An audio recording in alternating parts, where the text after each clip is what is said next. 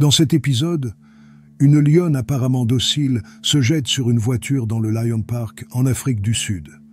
La visiteuse insouciante n'a aucune protection contre les mâchoires d'un des prédateurs les plus redoutables d'Afrique. Si vous aimez la vidéo, n'oubliez pas de l'aimer et de vous abonner. Bienvenue à Férocefilm. Catherine Chappell travaillait comme monteuse d'effets spéciaux dans l'industrie cinématographique. Sa liste impressionnante de récompenses comprend Game of Thrones, Captain America, Divergente et Godzilla. Mais elle avait aussi une passion en dehors du cinéma, la faune et sa conservation. Elle était déterminée à aider les experts en faune dans le vaste bush sud-africain.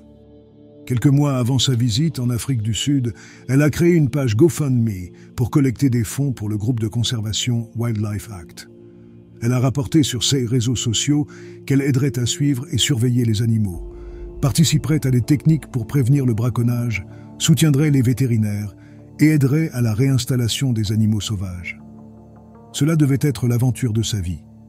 Elle a voyagé en juin 2015 pendant une pause de travail en Afrique du Sud. Le bénévolat dans une réserve sauvage était son principal intérêt, mais elle espérait aussi un jour réaliser un film sur le braconnage. C'était donc aussi une sorte de recherche pour son projet futur. Elle a volé du Canada via Londres jusqu'à Johannesburg. Elle a séjourné dans une maison d'hôte dans la banlieue de Melville. Lors de sa visite en Afrique du Sud et après son travail de conservation, Catherine a également organisé une visite au Lion Park à Gauteng, Johannesburg.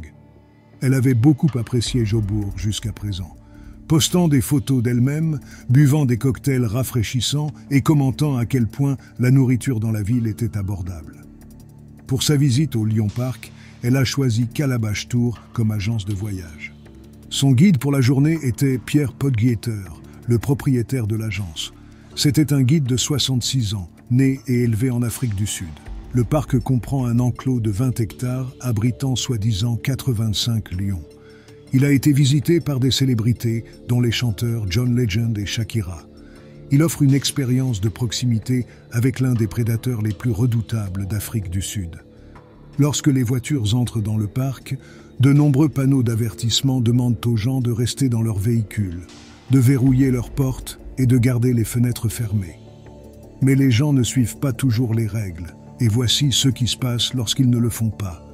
Bien que Catherine ait peut-être été un génie derrière la caméra et à l'ordinateur pour les effets spéciaux, elle n'a montré aucun signe de génie en entrant dans le Lion Park de Joburg, en passant par le grand portail métallique et en entrant dans l'enclos des lions. Presque immédiatement, Catherine a pu voir les lions résidents. La plupart se prélassaient dans l'herbe, profitant du soleil. Ils semblaient très calmes et dociles, mais ces lions étaient tout sauf cela. Ils n'avaient peut-être pas la liberté de se promener dans l'immense parc national Kruger en Afrique du Sud, mais ils étaient loin d'être apprivoisés. On peut sortir l'animal de la nature, mais on ne peut pas sortir la nature de l'animal. Un lion mâle et une lionne se trouvaient paisiblement au bord de la route. Pierre s'est arrêté à côté d'eux. Catherine avait sa caméra prête. Dès qu'il arrêta le SUV, elle commença à photographier. Il n'était qu'à quelques mètres des animaux. En zoomant avec son objectif, Catherine pouvait voir les plus petits détails. Le pelage fin sur leurs moustaches, les yeux bruns foncés et les canines blanches, tandis qu'ils haletaient sous le soleil de l'après-midi.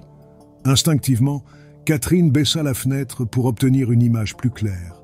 En faisant cela, les visages des lions se sont mis au point. Elle était émerveillée par leur beauté, leur présence gracieuse et leur calme apparent. Mais cette attitude allait bientôt changer. La lionne se leva. Elle a levé ses fesses en l'air, ses énormes pattes avant appuyant sur le sol mou. Elle bâilla, montrant ses dents. Puis, elle se tourna vers Catherine. Tout ce temps, Catherine continuait de photographier. C'étaient les clichés parfaits. Le parc était plein de touristes. Une file de voitures se trouvait derrière celle de Catherine et Pierre, chacune attendant l'occasion de voir les lions à quelques mètres seulement. Les voitures qui étaient juste derrière Pierre ont remarqué la fenêtre ouverte de Catherine et comment son objectif de caméra noire dépassait. Elles ont vu la lionne s'approcher de la voiture pendant que la jeune femme restait inactive. Peut-être qu'elle n'avait pas remarqué la lionne, ou peut-être était-elle tellement concentrée sur le lion mâle, un œil fermé et l'autre fixé sur sa crinière impressionnante. Il se pourrait que Catherine ne soit pas consciente du danger imminent. Les autres conducteurs ont commencé à klaxonner, inquiets pour sa sécurité. Mais le klaxon ne semblait alerter ni Catherine ni Pierre. Et il n'arrêtait pas la lionne. Au contraire, la lionne a bondi sur le SUV, s'agrippant à son côté, appuyant tout son poids contre le véhicule. Catherine s'est reculée, mais il n'y avait aucun moyen de s'échapper. Elle a tenté de se libérer rapidement de sa ceinture de sécurité. Elle ne s'attendait pas à ce que la lionne saute si soudainement. Maintenant, elle était face à face avec le prédateur. Elle pouvait sentir son souffle et le regarder directement dans les yeux. Debout sur ses pattes arrière, la lionne était presque aussi haute que le tout-terrain. Un animal incroyablement puissant avec un instinct de tueur développé sur des milliers d'années. Catherine ne pouvait pas fermer la fenêtre, car cela signifierait se rapprocher du lion et repousser sa tête pour atteindre le bouton. Le cœur de Catherine battait fort dans sa poitrine. Elle sentait l'adrénaline parcourir son corps et se demandait quoi faire. Mais même dans ces premières secondes, elle ne croyait pas que l'animal attaquerait. L'atmosphère détendue du parc, les lions qui semblaient bienveillants, lui donnaient un faux sentiment de sécurité. La lionne avait presque rempli toute la fenêtre. De près, elle était beaucoup plus grande que Catherine ne l'aurait jamais imaginé. Elle s'est arrêtée quelques secondes à la fenêtre. Elle évaluait la situation, se faisait une idée des gens dans la voiture. Puis, un instant plus tard, la lionne a bondi sur Catherine. La femme de 29 ans a crié en sentant le lion serrer ses mâchoires autour de son épaule et de son cou. Seuses canines tranchantes s'enfonçaient dans sa chair, tranchant les vaisseaux sanguins. Pierre s'est penché sur Catherine. Il essayait désespérément de frapper la lionne pour la repousser, mais elle était trop forte, elle était trop puissante. La lionne a déchiré l'épaule et le cou de Catherine, puis a sauté hors du véhicule. La voiture juste derrière pouvait voir du sang frais couler de sa bouche. Sa gueule était rouge et humide. Le lion mâle s'est levé, mais les autres lions à proximité n'ont pas bougé. Ils ne bougeaient pas. Ils avaient simplement regardé la femelle exécuter son attaque. Puis, c'était fini. Après quelques secondes. Mais à leur horreur, l'attaque n'était pas encore terminée. La femelle a décidé d'attaquer à nouveau. Cette fois, elle s'est précipitée directement sur la fenêtre. Sa tête se pressait contre la voiture. Elle saisit à nouveau Catherine et lui arracha le visage avant de se retirer.